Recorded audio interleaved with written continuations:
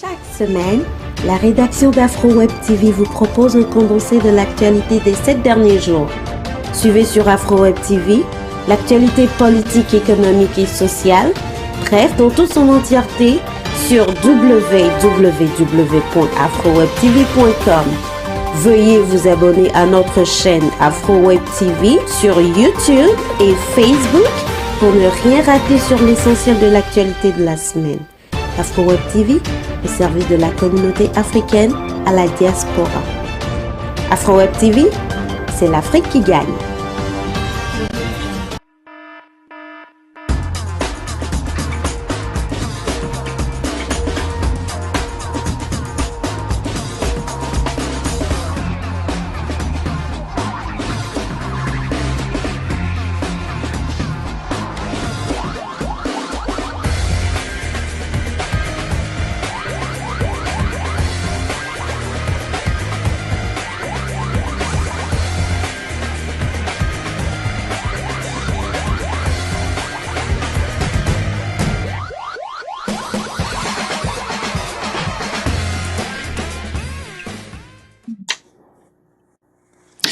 Good morning, everyone. Good afternoon. Based on where you are actually hearing us from, this is Afro Web TV, and this show is called Let's Talk with Horeb Anthony. And as usual, this is a platform for us to give you the right to express yourself and say, what you think about basics on basic topics. And today, we kind of trying to move a little bit out of politics and talk about society. Yes, because this is part of things we discuss, and we are going to look at what it is like to advocate for the girl child education in Africa and probably all over the world. And we are going to somehow streamline the discussion a little bit to Nigeria. And this morning on the show, we have a gender advocate that has been, from all perspectives, she's making efforts to make sure that the girls in Africa and also in Nigeria are structured in a way that they actually have education just like the way boys do. But we want to look at this morning. What are the challenges? What it is like? What does she mean? Like when she advocates? How easy it is? How difficult it is? Those are the things we want to look at this morning on this show. And if you want to take part in the show, you can actually call us on the number you have on the screen, +1 319 462 89. You have 79. Also, you can go to Facebook or YouTube, AfroWeb TV, or www.afrowebtv.com. You can then reach us and then send messages. Of course, you can call and participate in the show live and direct. Now, on the show this morning is Roseline Adewuyi. Roseline is an advocate, the gender advocate. Roseline, good morning. Yeah, good morning. How are you doing? Yes, I'm doing great, and you? I'm great too. I just want to say we are sorry for making you come up on the show early this morning. I know it has not been easy with the busy schedules, but at least you made sure you made it this morning. It's fine, thank you. All right. Okay. Let's start our discussion from talking about the girl child education. Like, what does it mean actually when we talk about girl child education? What is it all about? Well, just like the name implies, basically the education of young girls in our society, the act of trying to create awareness around the fact that girls should be educated in our society. We know that because of the patriarchal society we live in, there are various beliefs surrounding the education of the girl child over the years. However, it's actually like getting better right now. But then it is actually believed that, the whole common saying like, okay, the place of a girl, the place of a woman is in the kitchen or is behind the stove or something like that. So those are the common conceptions people have. But then there's been actually like a lot of awareness, sensitization, and over the years about the importance of girl child education. And this has actually been a thing: girl child education, educate girls in our society, because it actually helps the society itself. So there have been a lot of organizations, individuals, even media organizations trying to talk about the girl child education. In some places, things are actually getting better. The efforts of people, the efforts of organizations, the efforts of stakeholders have actually limited this success in this area. However, in some areas, in some societies, we can still see that girl child education is still really very, very not it. And I have a personal experience about that. So I will just share this a bit. In my dad's village in Benin Republic, when I was young, I used to celebrate Christmas and New Year over there.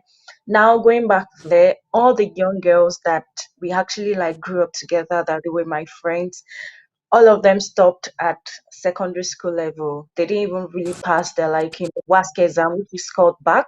It's actually very easy. So now when I go there, most of them like now they have like maybe 2 kids, 3 kids, and everything. So even when they see me as, oh, why is she reading all the books in the world? Why is she not married yet? And things like that. Because that is really their mentality. That's a mindset that okay, as a girl, you don't really have to go far. Just perhaps just your primary school, just study at the level of primary school, secondary school, and that is it for you. And sometimes it actually makes me how will I say this? It saddens me, so to say. It saddens me because when I go there and I see the situation of things, I am really, really not happy. And even some of my family members, some of my relatives, they are not even spared in this kind of mindset, whereby they just believe that okay, as a girl, you should just really be limited. Once you're done, they might just learn a trade or something. I'm not against learning a trade for young girls. In fact, I believe that a lot of things you can actually do a lot of things like side by side education and maybe learning of trade or something. But however, over there they just see that okay, once at a certain stage, just drop education and continue with what's it called now, with learning a trade. Another thing I've actually observed is that maybe because of there are some, should I say, systemic issues around this as well, whereby young girls sometimes they do not do well in school because a lot of them when they go back home they're actually pressured, or maybe perhaps they have a lot of responsibilities in the family towards their younger ones, towards their household, in terms of domestic chores, in terms of a lot of things they have to do. So as a result, for some of them, when they are trying to do all those things, some of them they do not really have time for their books. And I've seen a lot of examples like this, whereby they get back home around maybe 6 p.m. or 7 p.m. and they have to cook, they have to do some things, and some of them they do not really know how to manage their time. Before you know it, maybe they are done around 10, they're tired from money and everything, whereby maybe perhaps the boy child, maybe the kind of like a boy child like that is like a mate of the same girl in the same school. Maybe perhaps we just get home and just relax, or maybe just do something that might not really be so time consuming. But she as a girl has to see to a lot of things in the family, and some people may not really have the mental ability to really handle a lot of things. And you see that most of the girls, from my observation, they also do not do well in school too. And sometimes, really, when they do not do well in school, I believe that there should be a kind of support system whereby maybe teachers, parents, and even stakeholders should try to find out what could be the issue or something like that. But most times, at the end of the day, I actually discovered that most times, once they do not do well in school, that's the end of their education. There's no support system. There's really no follow up on okay, what could be wrong and how these young girls could be helped so that they would actually continue their education. Okay, I think that's really really deep. But let's take things step by step, so that we can look at them each. In Africa, basically there is a saying that if we educate a boy, we educate one person, but if we educate a girl, we educate a family and a nation. How do you explain that? Okay, basically, it's just trying to say that, basically, most times in our society, although sometimes I do have some reservations about some things, but then this is like the reality of things most times, whereby most people, especially like women in our world today, they tend to have a lot of influence in the lives of their kids, in the lives of their children, and things like that. So imagine someone who is not educated, someone who is an illiterate, a woman who is an illiterate. Most times the kind of mentality she has, the kind of exposure she has also transfers to how she actually parents are. children. So she might have like this limited mindset in terms of even like making some informed decisions about her life, about the lives of her children, and things like that. She only sees just within the scope of, where she knows, because she's not educated, which is different from a woman who is educated. My mom is educated, and I know how she would actually like empower me in certain things, how she would encourage me in, certain things in terms of even my academics, education, and all that. A lot of people say, okay, they can see that my parents are really very educated. And that was still a comment someone made yesterday. Like, oh, your parents seem to be very educated because of how I do certain things. So sometimes it's just very, very like, it's a thing whereby you see that a lot of people, when they have educated parents, you can see it in the lives of their children. Maybe perhaps you have parents who are actually professors in higher institutions. Sometimes when you see children of people like that, you will actually like smell it, or just, there's this aura around them, like, okay, they have enlightened parents. So transferring that, or even enlightened mothers, transferring that to maybe perhaps people who are not really educated, they might not necessarily have, they might not really make informed decisions, and even they might not really have a voice. And a voice is also very important. As a woman, most times in the society, having a voice is very key. Someone who is not educated most times will actually be docile. Does it will be very docile and may not really be able to stand up for herself, because most times she just like, dance to the tunes of the society, like, okay, this is the way things are. But because of education, because of exposure, because of enlightenment, I've been able to see that you don't just accept everything hook, line, and sinker. Education has given me a voice, it has empowered me in the society. So even if I have a child, and the child is actually having certain mindset about some things, I would definitely have to call the child. No, you have a voice as a girl. You don't just do this. So that would actually help me in terms of how I actually parent my own girl child, or my children generally. So it actually goes a long way. Because most times, like we know, most times in our society, women tend to have influence over their children. They have like access, more access to them. So it will go a long way if a lot of young girls and women are educated in our society. Thank you. I think this is a little bit clear to people now, because we keep hearing that, oh, when you educate a boy, you educate one person, you educate a woman, a girl, you educate a nation, a whole of that. Now, let's take, like I said earlier, going step by step. Now, we know why we are advocating for the girl child education, because from your introduction, you already mentioned that. But what are the factors that are hindering the girl child education? Let's say Okay, basically in yeah, Africa and Nigeria. yes. There are a lot of factors hindering girl child education in Africa and also in Nigeria. So the first thing I would say is actually poverty. Poverty is actually very, very strong. Like, I would use my dad's village as an example, because it's like it's like a lived experience. It's close to home, so to say. So that would be Okay. very, very like, that would be a great example for me to use. Poverty is actually very strong over there. So most times they would rather like, okay, send like a male child to school rather than a female child, because at the end of the day they would just feel like, okay. And again, there was still this patriarchy, or maybe this kind of they still value a male child over a female child. So they will just feel like, okay, why not, even the little money we have, why not just spend it on a male child rather than a female child that will eventually go to someone's house someday, so to say, and just a place belongs to them. So that's the belief too. So poverty is a thing. They would rather prefer to like invest in the life of a boy rather than in the life of a girl. So that's something. Poverty is really strong over there. It's really a very big thing over there. Then even in some cases, government also provides some incentives whereby free education, free books, and things like that. However, patriarchy is still very strong, like I said.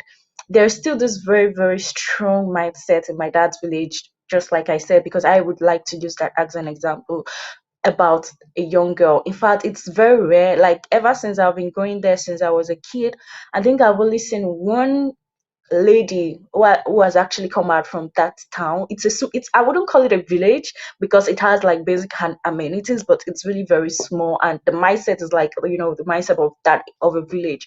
I've only seen maybe perhaps one girl who has actually come out of that place, who is actually like a medical doctor. Most times you get to see a lot of their boys or a lot of men actually thriving in the area of education. But when it comes to girls, you don't really get to see them thrive. In a family of four, whereby you may have like two boys, two girls, you always see a net difference between the lives of the boys and the girls. You see two boys actually really very educated in family, and you see the other two girls not so educated, and it's really like very strong. The support system is not there. Even if the boys are not doing well, I've actually observed that they will do everything possible to, like, to support the boy, maybe take extra lessons, do this. But for the girl, once she's not really doing well, the next thing is, okay, go and learn a trade. So the thing is that there, it's a system, it's still very strong there, and poverty too is a thing. Then also coming to northern Nigeria, we all know that there is this idea of girl child marriage. So more like, okay, as soon as a girl sees a period and they feel like, okay, she's actually like, okay, matured enough according to their own estimation, okay, the next thing they think for her is about, okay, you getting married. And it's actually, I think, ingrained in their own culture. So girl child marriage too also affect young girls when it comes to girl child education. Another thing that can also point out to, I think I already mentioned that in the first question about, household responsibilities and all those things too can also be a factor whereby girls are actually like, pressured when it comes to a lot of things with all those things. Another factor would be toilet facilities. So as we know, this is actually a thing. Young girls actually like get on their periods, they menstruate, and some of the schools around, they do not really have proper sanitary facilities to actually cater to these young girls in school. And as a young girl during this period, she needs a lot of facilities. She needs all those things for her comfort. But then when she goes to school, some schools do not even have toilets. They do not really have all these things to really like, cater to her needs. So at the end of the day, you see that some young girls during this period, they do not go to school. And at the end of the day, imagine me missing school like maybe in a week, maybe like once every month in a term or something like that. It actually draws her, behind, our other colleagues. So these are things that we see. Then also in Nigeria, we've actually had cases of um, this issue of an insurgency, especially in northern Nigeria, whereby young girls are actually like compelled to leave schools because of insecurity. They are scared of going to school because it's like perhaps most of these things that happen, they tend to target schools whereby there are girls, schools whereby even like they target girls primarily. So some parents would just like rather prefer like, okay, let my young girls, let them just stay back home. So all these things are very, very like they're really very strong in terms of what hinders young girls in terms of to school and things like that. And also during wars too, people tend to like it's a lot of things affect girls actually the more during the period of wars too. That also affects the education of young girls in our society. Then the last thing I would like to say is that in some schools too, again, another thing that also has this another effect of this is that when a lot of young girls are not educated, at the end of the day, we get to have more male teachers in some of those villages, in some of those cities who are teachers. And sometimes when young girls are in school and they can't really see a lot of female teachers like them that they can actually like, relate to, there's always this sense of comfort when you have someone of the same sex doing something like that you can actually look up to. But when they don't really have those people as role models, that also like, affects them in a way, and they might just feel like, what is the essence of, going to school and all this. So the sum up of how these things affect the hinders the education of young girls in our society. Thank you. Man, that are so many things. Now, we've mentioned things that are hindering that.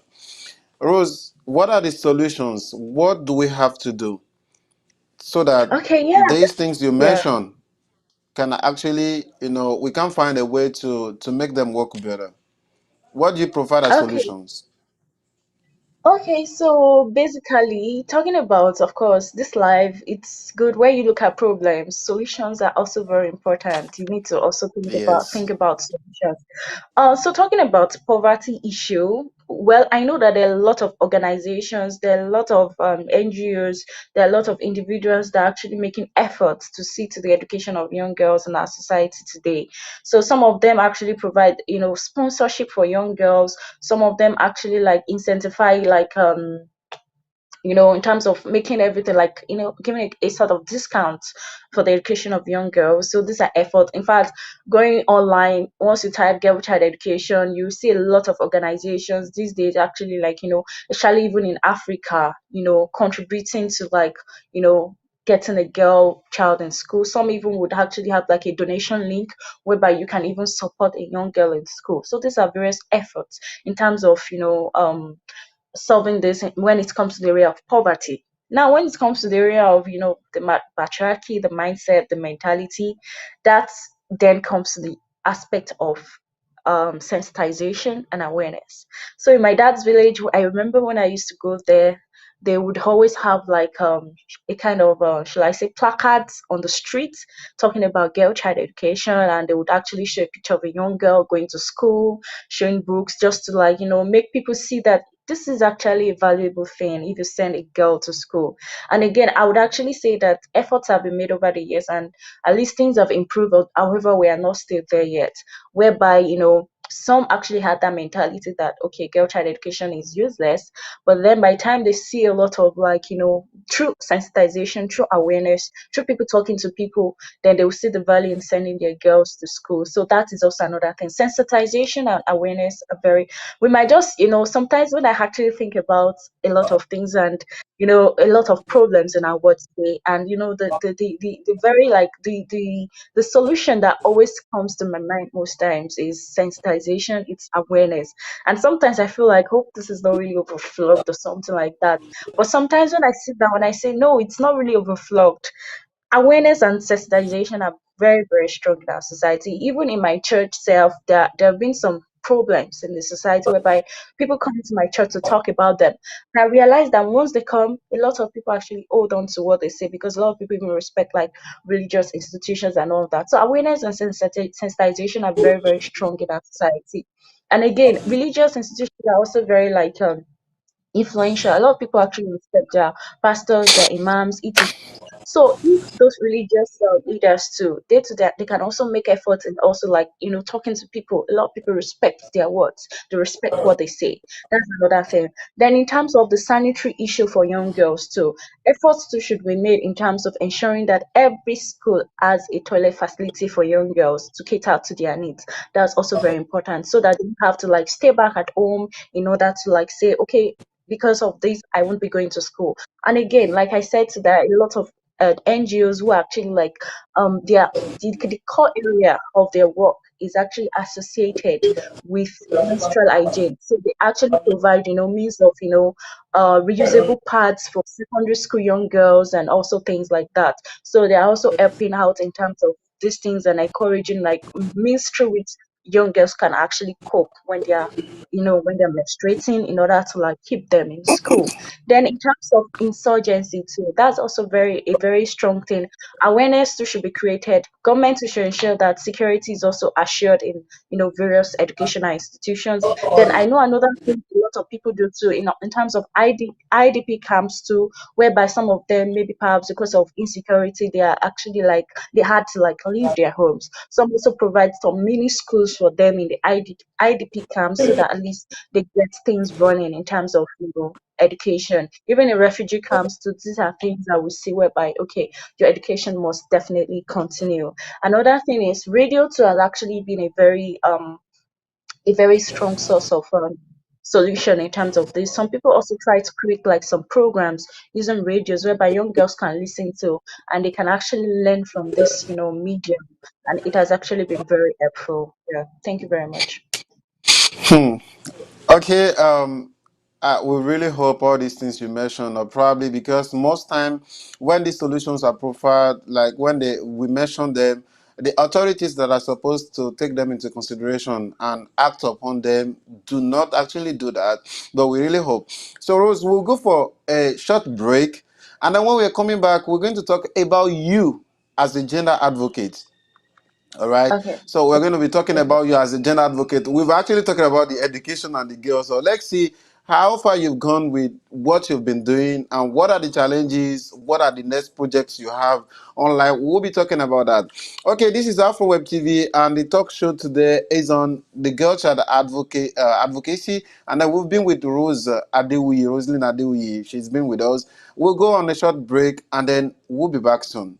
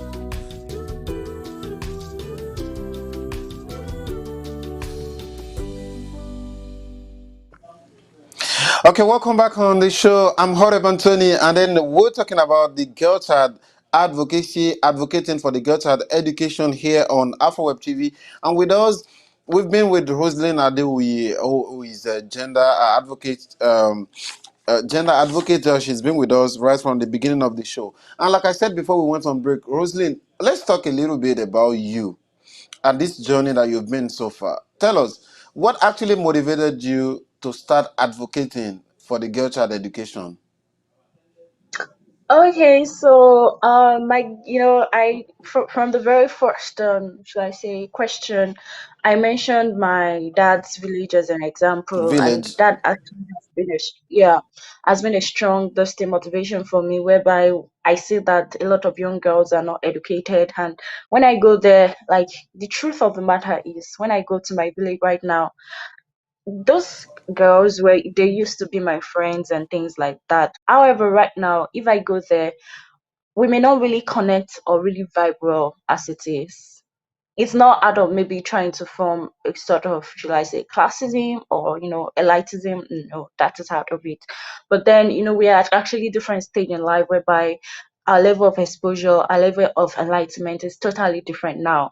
So we don't really have a lot of common grounds, a lot of things to say together, and this actually saddens me, and it actually makes me like feel like it's like it's like a pain in my heart, like why we say because you're a girl, like most of them now they have 3 kids, they have this, and their life is just like that, and it becomes like it's just really very crazy. So that is actually a very strong thing for me. Then another strong thing for me that I think I may have to also talk about during the course of this discussion is, yes, we've actually talked about getting young girls in school, the idea of girl child education.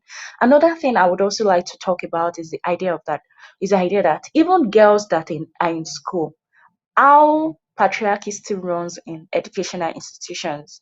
One thing I've actually observed is that sometimes girls are in school, but some of them, even in the schools they are still very, very limited in how they think. Somehow in schools, you still see this kind of mindset, you still see this kind of mentality whereby they are still being discouraged from actually like going for what they truly deserve. They are still actually encouraged from studying STEM, science, technology, engineering, and mathematics. They are still really discouraged from going for leadership positions in schools. You see, even like when I was in higher institution, you see young girls who they actually face a lot of oppositions when they're going for various like political leadership roles in their higher institutions, and a lot of people stand against them. And sometimes that makes me actually reflect that this is an higher institution of learning. this is an educational institution whereby we should have a level of enlightenment, whereby people should really be much more exposed and enlightened. But then these educational institutions, which are actually all marks of enlightenment, they still fuel some gender stereotypes. And for me, that's really very crazy. You go to some schools, they are still preparing, there's still this idea whereby young girls are still being, groomed for marriage. This is not saying that marriage is not bad. Of course, marriage is good. Everybody, at least for me, I want success in every area of my life, marriage inclusive.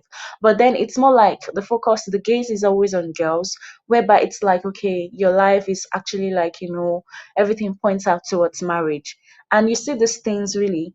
I remember a story of a young girl. She actually told me that when she was in secondary school, I think she did something really very remarkable. And the principal of her school mentioned something like, pointed out to it that at the end of the day, she would end up in the kitchen. Imagine the leadership of the management of a school pointing these things out. She ought to be like, a kind of poster for enlightenment in that school. Someone who should actually guide the young girls to make them think differently. But imagine the kind of utterance she's actually like, saying. So at the end of the day, beyond even getting girls into school, I'm also very big on ensuring that young girls that are in school do not really get to be, to really be affected by the issue of patriarchy. They are enlightened. They actually get to do a lot of things, and these are issues that we see. I would also add this to it. I remember when I was in secondary school, I remember a teacher saying something around the fact that, okay, maybe in terms of leadership, boys should actually be really like, be the leads, then girls maybe like assistants or things like that. And when I see these things, it also makes me think that, okay, yes, this is a school for crying out loud. We shouldn't really be perpetuating, all this mindset. But sometimes too, I do not really blame these people, these teachers, educators, because some of these educators too, they're actually affected by, culture and things like that. So it's also good for maybe, organizations also to ensure that as much as you're also talking to young girls, educators in schools are also talked to. Maybe kind of training whereby there's like a module whereby you teach teachers on, the importance of, not uttering certain statements, not doing certain things, so that you have a kind of gender inclusive educational institution. Thank you very much. Let's look at earlier you were talking about probably seeing in schools where boys or probably girls are asked to be assistant to boys. Now, what are the worst comments you've ever received on your be it on your Facebook, Instagram page? I know people will actually see you as a feminist. Tell us a little bit about those challenges. What are the worst comments you've ever received? Well, when it comes to cyberbullying for you as a woman, especially when you're now a feminist, is actually a very big thing. So, a lot of people will just have different, perceptions about you, about your personality. So for me, being a feminist or doing what I'm doing, a lot of people will actually judge me. A lot of people associate what I do with maybe like toxicity. Toxicity and things like that. However, for me, that is not really my why. That's not my higher purpose. Mine is just to see young girls in schools and ensure that they are very, very empowered and enlightened in our society. So for me, most times the kind of comments I get most times revolve around the fact that maybe perhaps, a lot of people just link everything back to marriage. Like, oh, who would marry someone like you? You hate men, you are this, you're that, things like that. Some will even come like they will hurl insults at me, like, abuse, like, or dare, in Yoruba and things like that when we actually have some, exchange on social media. And shall I say, as a principle, one thing that have actually guided me is that no matter how heated the argument is, I will never abuse you. I will never insult you online. That has been a principle for me. And again, but then when I actually engage with people online, it has actually happened like, over and over again, whereby, they will all insult at me, say a lot of things.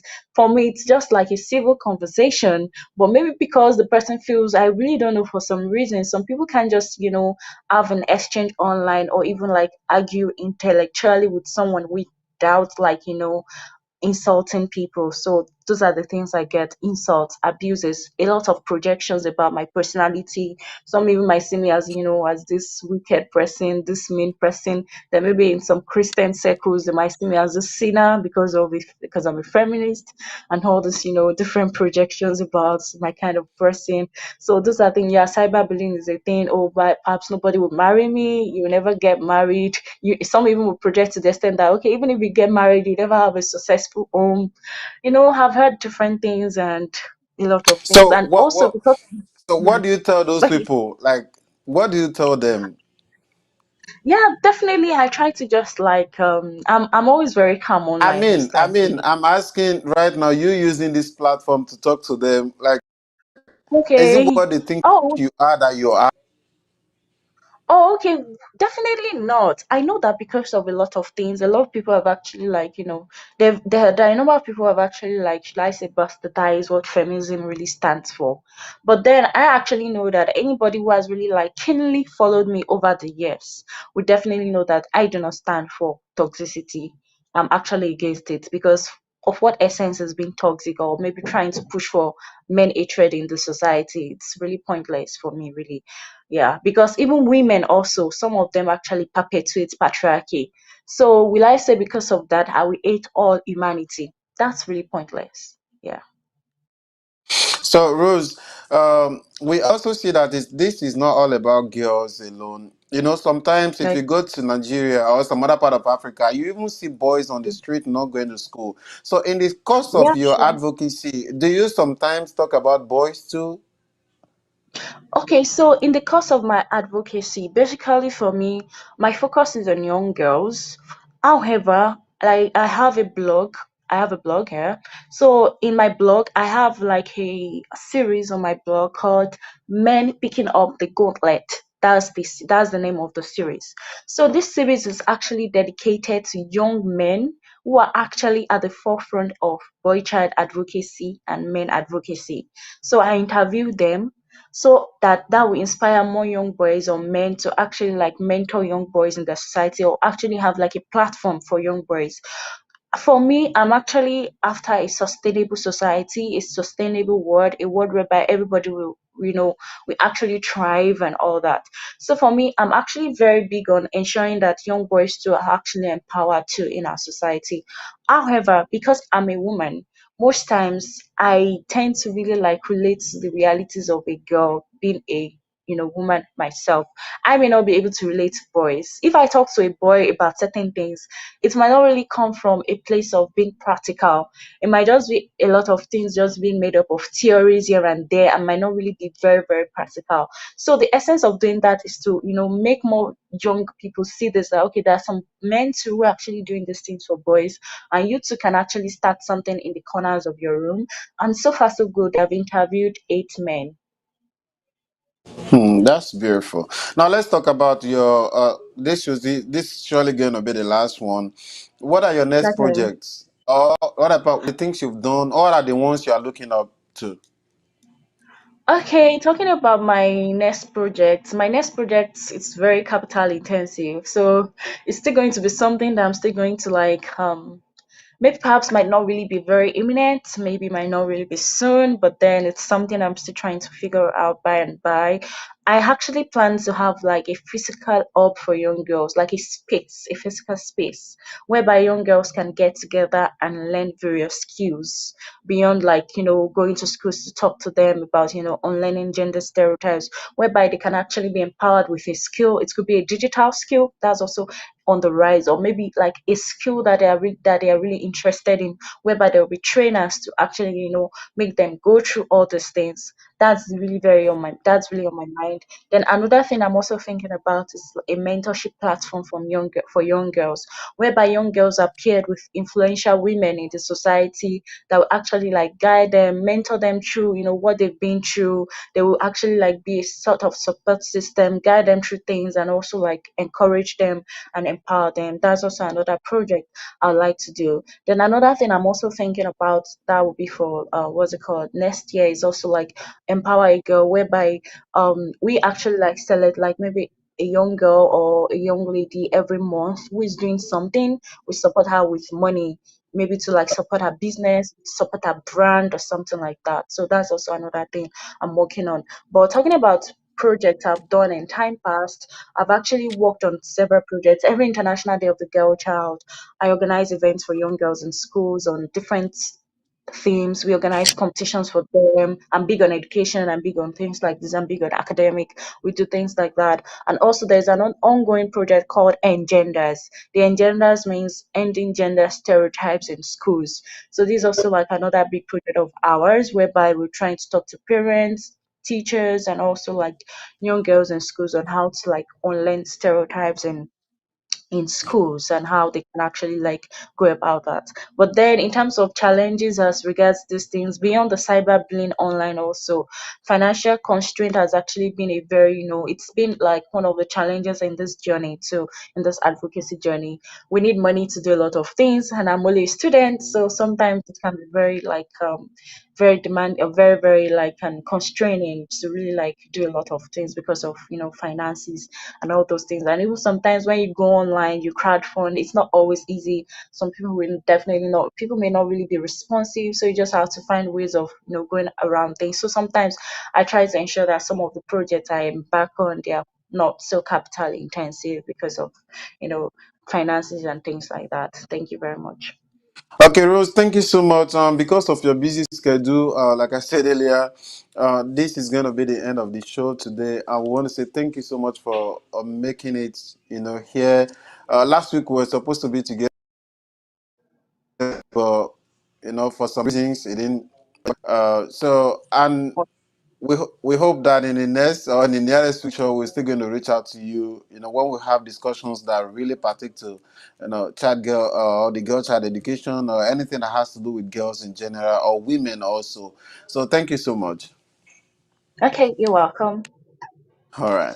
Okay, so guys, we are now at the end of the show. Thank you all for following us, and thank you, Monsieur Roger Ashu, for the production right at Iowa. Okay, that's where the studio of Afro Web TV is. Please, for more information, you can just reach out to us on YouTube Afro Web TV, Facebook Afro Web TV. You can call us on the number you have on the screen right now, +319 462 8979, or go to www.afrowebtv.com for more information. I remain Horeb Anthony, and next week we will meet with you again on another topic. Bye.